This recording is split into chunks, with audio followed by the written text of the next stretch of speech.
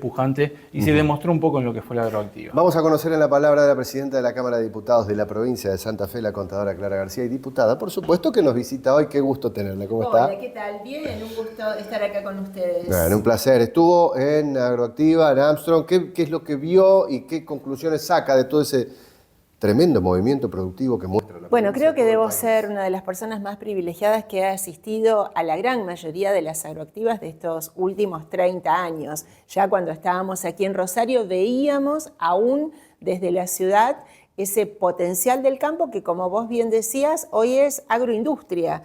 Hoy ya no tenés una división entre lo que es exclusivamente el agro, el campo, sino que está absolutamente integrado en una cadena de bioeconomía. Y eso es lo que se ve en Agroactiva.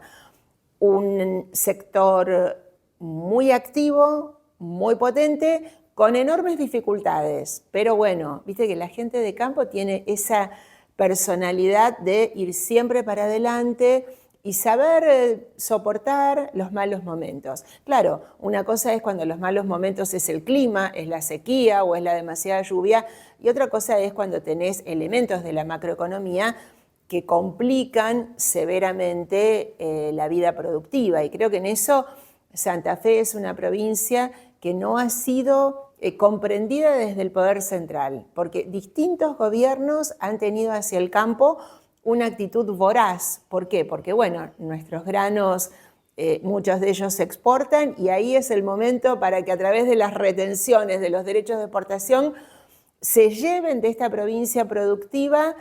Cada 10 que va a Buenos Aires vuelve uno en obras. Y eso no es federal, es injusto, porque es como que la base del país está alimentando al gobierno central. Bueno, como digo, sin embargo, el campo, la agroindustria, activos y presentes. Clara, estuviste con Mónica Fein recorriendo allí los distintos stands. ¿Qué sensaciones le dejaron en el diálogo constante con los empresarios y bueno, con quienes estuvieron? Bueno, Mónica Fein, diputada nacional, es también presidenta de la Comisión de Pymes del Congreso, con lo cual ella tiene un sentir y una escucha muy cercana, y sentimos lo mismo, digo, pymes que te dicen, no les pedimos demasiado, no es que venimos al gobierno a pedir que nos ayuden, lo que les decimos es no interfieran, déjennos exportar libremente, déjennos importar aquello que necesitamos, sobre todo porque es necesario para la producción.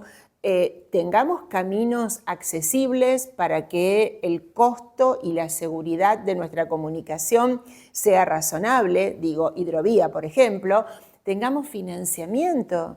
Es la manera como la cual en otros países las industrias, las pymes se capitalizan. Bueno, todo eso resulta difícil. ¿Sabés qué creo que es lo peor? La falta de arraigo que genera, porque uno ve muchas localidades que han tenido industrias de 10, 20, 50, 100 empleados, operarios, y que eran la vida misma de esa localidad. Y de pronto cierran sus puertas y bueno, vas teniendo un interior del interior que a veces deja de tener esa potencia que podría absolutamente tener. Diputada, en el análisis uno habla de la cuestión productiva, de la falta de equilibrio que existe entre lo que aporta Santa Fe y lo que se lleva en otras provincias como Buenos Aires, que no tiene, a ver, más que tierra en la maceta, más que, sí, digo, ¿no? Sí. Muchas veces se ha dicho esto reclamar, vas a reclamar porque tenés tierra en la maceta. Digo, me hago cargo de lo que estoy diciendo. Pero digo, también en la discusión hoy de ley bases, Charlie, digo, es como que está todo en riesgo. Lo decía anteriormente también en la conversación de la entrevista anterior, digo, todo está en riesgo con la aprobación de esta ley base. Hablaba de pequeña y mediana empresa, hablaba de la falta de respuesta a la producción, a la industria santafesina. Digo, estamos en la mira todo el tiempo. Sí, primero que esta ley contiene un cheque en blanco para el presidente porque le permite salirse de la obligación de decidir cosas por leyes y tener la potestad en su virome para... Y esa no es el país democrático, el país republicano, el país con equilibrios que hemos vivido durante este tiempo. ¿Con fallas? Sí. ¿Con cosas por mejorar? Sí. Pero tanto la gente votó a un presidente como votó diputados y senadores, como aquí, tanto votó un gobernador como legisladores. Y me parece que esa es la riqueza del equilibrio de la sociedad. Y adentro de esa ley bases tenés, bueno, se ha hablado mucho, son las iniciales, el RIGI, pero que es un régimen, ¿sabés para quién solo? Para las empresas que traen una inversión de más de 200 millones de dólares.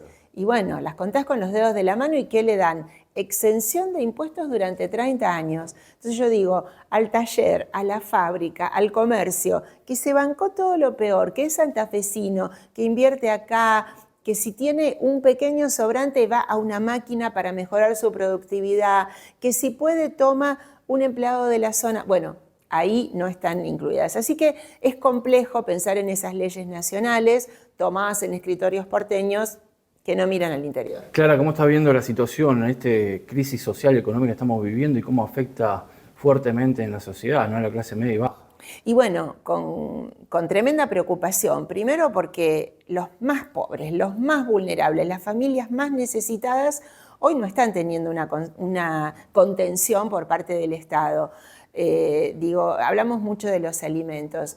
Yo no quiero hacer en esto una lucha de unos contra otros. Sí, habrá alguno que hizo algo mal en los alimentos, como hay un gran empresario que va de impuestos. Cosas mal se hacen en un extremo y en el otro de la economía. Ahora, hay muchísima gente solidaria. El Estado ha sido articulador de eso y hoy vemos a la nación absolutamente retirada y también a la provincia con una sobrecarga. Escúchame, le sacaron el subsidio al transporte, lo está bancando parte de la provincia, parte del bolsillo de la gente. Sacaron el subsidio del Fondo de Incentivo Docente. Bueno, la provincia dice, me hago cargo. Ahora, esos impuestos siguen estando, nosotros los seguimos pagando, siguen yendo al Tesoro Nacional y no vuelven. O sea que estamos transformándonos en un federalismo al revés y con gente, como vos decías, con muchas necesidades. Por último, algo más general, más abierto. ¿Alguna vez usted como política, como estudiosa de la realidad, de la construcción, creyó que se podía vivir un gobierno así? En tan poco tiempo, ¿no? Porque ha aumentado la pobreza de una manera increíble, ha cambiado todo el escenario. Creo que el gobierno actual es fruto del gobierno anterior y de los grandes deterioros de relación con la gente, de una política que no fue transparente, de una política que no fue efectiva, de una política que aumentó la pobreza, que no hizo la obra pública que tenía que hacer, o si la hizo en el medio de una corrupción que es intolerable. Entonces, es acción y reacción. Ahora, yo hubiera preferido que en vez de elegir la antipolítica, se hubiera elegido mejorar. Yo lamento del presidente actual la violencia con la que se expresa para quienes no pensamos lo mismo y ese desprecio que tiene por lo público. Miren, Chiqui González, nuestra gran ministra de Cultura, tenía una frase que decía, para muchos lo público es lo único. Por eso hacíamos obras de tanta calidad en la cultura en Rosario y después en Santa Fe. Bueno, el presidente eso no lo siente. Gracias, diputada. A ustedes. Bien, la presidenta de la